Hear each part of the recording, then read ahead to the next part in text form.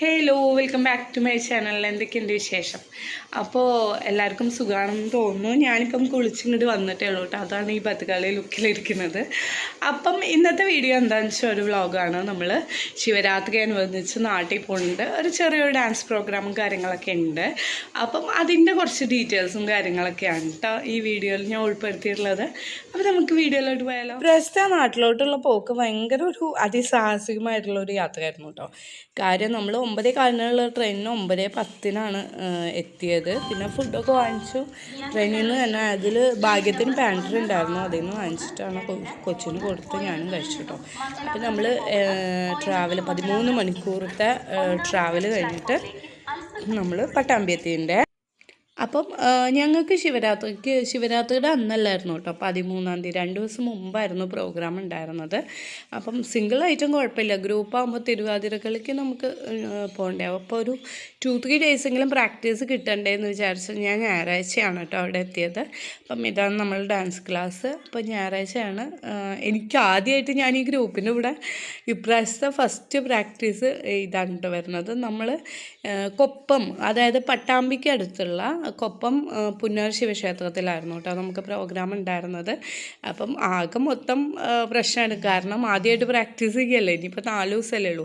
അതിൻ്റെ ടെൻഷനും കാര്യങ്ങളൊക്കെ ഉണ്ട് കേട്ടോ മുഖത്ത്. എവിടെയെങ്കിലും മിസ്സായി കഴിഞ്ഞാൽ എത്രയും പേര് പ്രാക്ടീസ് ചെയ്യുമ്പോൾ ഒരാൾ മാത്രം തെറ്റിച്ച് കഴിഞ്ഞാൽ മൊത്തത്തിൽ പോയില്ലേ.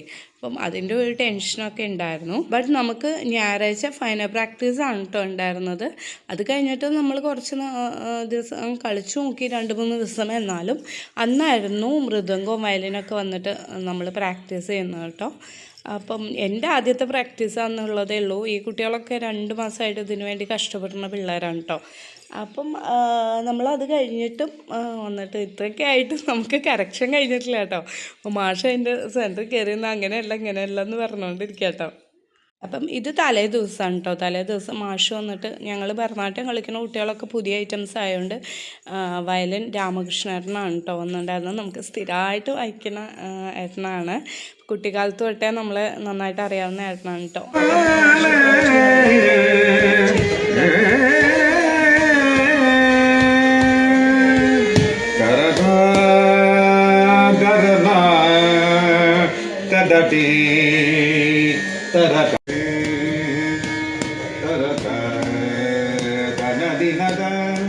പിന്നെ ഇതാണ് എൻ്റെ ഗുരു ശ്രീ കൊപ്പം വിജയൻ. എൻ്റെ വ്യൂവേഴ്സിനൊക്കെ നല്ല പരിചയമുള്ള ഫേസായിരിക്കും മാഷിൻ്റെ.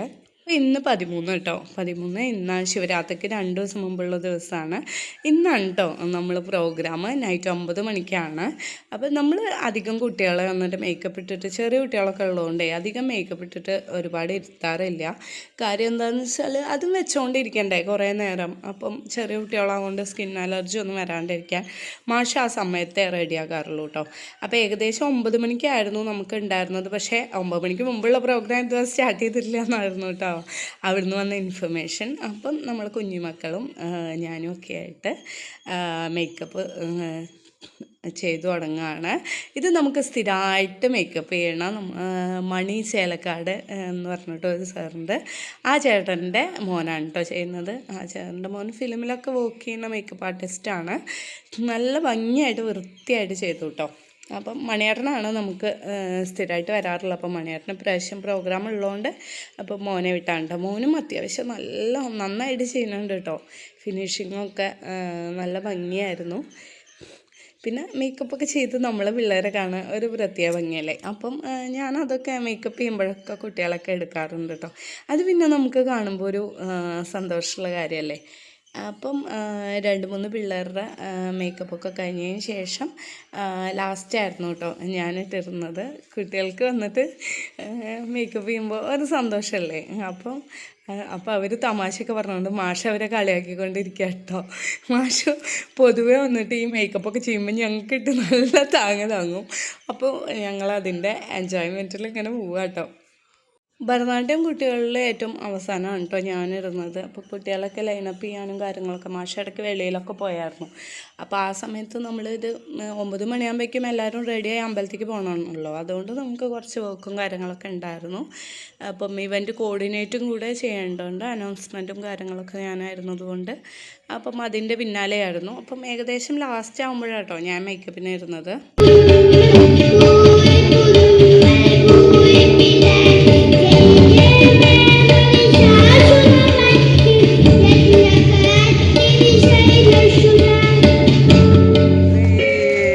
Thank you. വളർന്നു വരുന്ന ഈ സർവേശ്വരൻ നമ്മുടെ കുന്നറ ദേവരെല്ലാം അനുഗ്രഹം നൽകട്ടെ. ഈ മൂവ്മെന്റ് കൊടുക്കാൻ വേണ്ടി ഞാൻ ബഹുമാനപ്പെട്ട കൊല്ലത്തിന് ക്ഷണിക്കുന്നു. പ്ലീസ്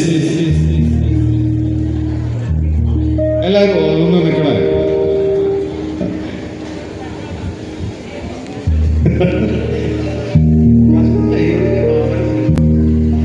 ഓക്കെ,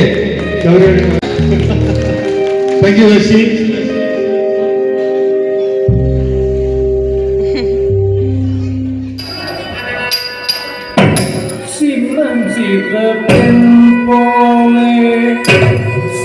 சிற்றாடையிடை உடுத்தி சிவகங்கை கதலில் ஸ்ரீதுர்க சிவத்திலத்தாள் சிவந்திவ பெண் போலே சிற்றாடையிடை உடுத்தி சிவகங்கை கதலில்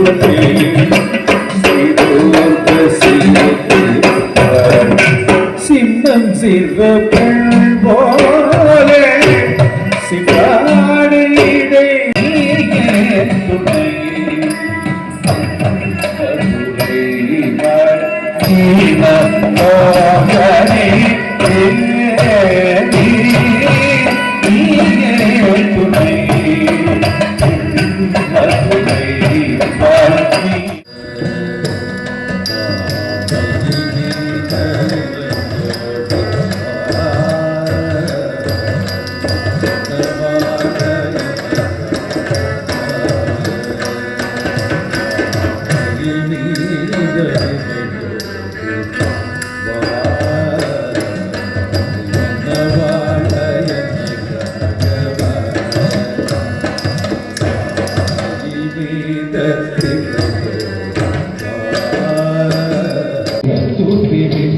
துணை உத்தமனாக்கி வைத்தாய் உயரிய பெரியோருடை ஒன்றிட கூட்டி வைத்தாய் உயரிய பெரியோருடை ஒன்றிட கூட்டி வைத்தாய் நிழலன தொடர்ந்து முன்னோ கொடுமையை